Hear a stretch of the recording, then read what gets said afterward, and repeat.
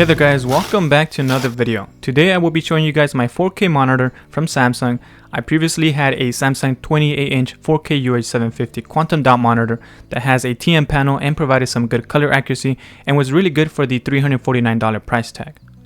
After a year and a half, I'm upgrading to the Samsung 28-inch UR55 4K IPS monitor that has HDR10 support, and it surprisingly also retails for $349, making it a very competitive and well-balanced budget 4K monitor for content creators and gamers, but favoring content creators a little bit more this time. This monitor will be similar to my previous monitor with a couple of upgrades. The monitor is mainly made from plastic and weighs 11 pounds without the stand and 12.8 pounds with the stand. The monitor's base is simple to install. You just slide the neck in and align the leg to the bottom of the neck and secure it with a single screw that you can hand thread or use a Phillips screwdriver with. Just like on my quantum dot monitor, I will not be using the stand. I will be using it with my monitor arm since it gives me a greater flexibility than what the stand will offer. If you will be using the stand only provides a tilt of about -2 degrees to 15 degrees. I would highly recommend a monitor arm since it only has tilt. This monitor supports the 75mm by 75mm VESA mount. I encountered a small interference when putting my monitor arm plate on the back of the monitor, since it's designed for either a 75 by 75mm or 100 by 100mm mounting holes. The monitor arm plate doesn't fully sit flush with the back of the monitor, as you can see here. I suggest you get a VESA mount that only has the 75 by 75mm holes on the arm plate. AutumnTech sent me over the gas powered monitor arm that actually creates spacing behind the bracket and the monitor, which came in handy with the design of this monitor. I'll leave the link to the monitor arm in the description in case you want to check that out.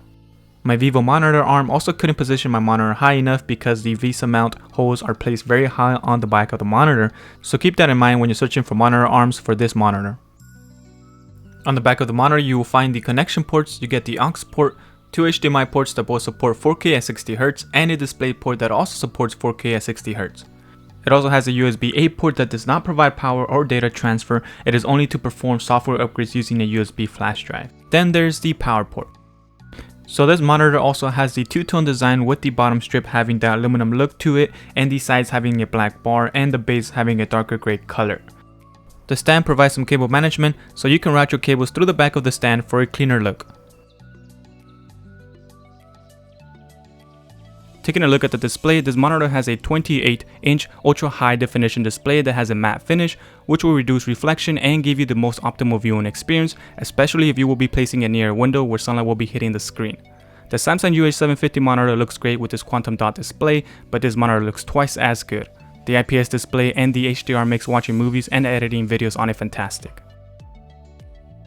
The IPS display and its 95% RGB color gamut makes it perfect for content creators, whether it be photo editing or video editing. I mostly have been using it to edit my videos and I have been enjoying every second of it. It also has a 10-bit interface which allows for 1 billion colors, and this is a great monitor to pair up with a camera that can record in a 10-bit format.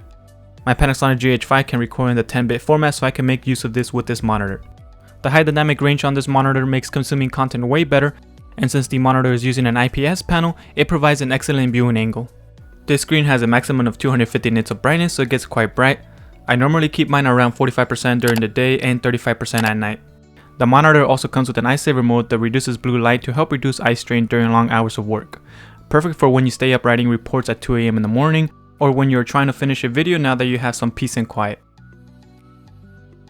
This monitor does not offer the fastest refresh rate, so it isn't the best for gaming, and since it has an IPS panel, it has a 4 millisecond response time compared to the 1 millisecond response time that you can get on a TN panel for about the same price. If you want a high refresh rate along with a 1 millisecond response time on top of a 4K IPS panel, then you will be paying a hefty price for it.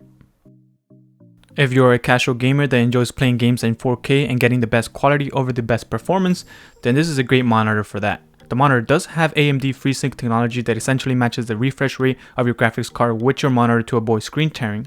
I moved over to playing Apex Legends last year from PUBG and can't seem to go back to PUBG because it just feels too slow compared to Apex.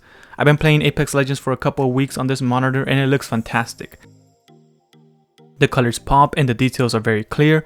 It is a little dark, so you can either increase the display brightness or lower the contrast.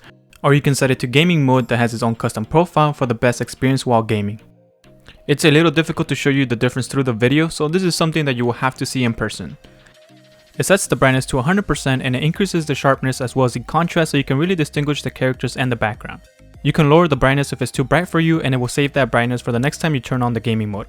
It looks pretty good, but I mostly forget about it because you have to physically go to the settings to turn it on. It would be cool if it would automatically turn on, or if they had a shortcut like for the volume and brightness. Their Samsung TVs have an automatic mode for this, so it's a shame they don't have it on here. Although it's not the ideal monitor for gaming, it's a good option for casual gamers. I still managed to get a few wins with this monitor and have been enjoying the graphics. It's a really good 4K IPS monitor to play on. With this monitor, you will also get the same features as with the UH750. You get picture-in-picture that displays two displays from two different sources. It does reduce the screen size, and I honestly don't use the picture-in-picture since I don't really have use for it. This is good if you like to play games from your gaming console while working on some project at the same time.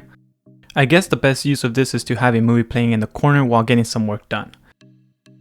The 28-inch screen provides enough screen real estate for photo editing and video editing, or simply having two windows side by side. With most of you having online classes or working from home, or both, this is a good size monitor to have your Zoom meetings on one side and your assignments on the other side. You can comfortably fit 4 windows on here. Navigating through these settings is simple. There's a joystick at the bottom of the monitor now, instead of it being at the far right, which makes it easier to reach, a nice little improvement. From there you can access the display settings. You can select from the pre-configured modes such as custom, standard, cinema, and dynamic contrast. You can also adjust the brightness, contrast, sharpness, and color individually, and turn on the upscale mode, which enhances the picture quality. You can also turn on the eye saver and game mode from there. In the system settings, you can access the FreeSync, the Eco Saving Plus, and the Off Timer Plus. You can quickly increase the screen brightness when you push forward on the joystick. You need to scroll up to find the brightness. You can also adjust the volume by pushing left or right on the joystick, and you can mute it by pushing down when you are on that menu. The monitor does not come with built-in speakers, so you will need to be ready to buy a pair of speakers if you don't already have some. Overall, this monitor looks incredible. I feel that the 28-inch is a perfect size monitor if you have a desk that is 24 inches in depth.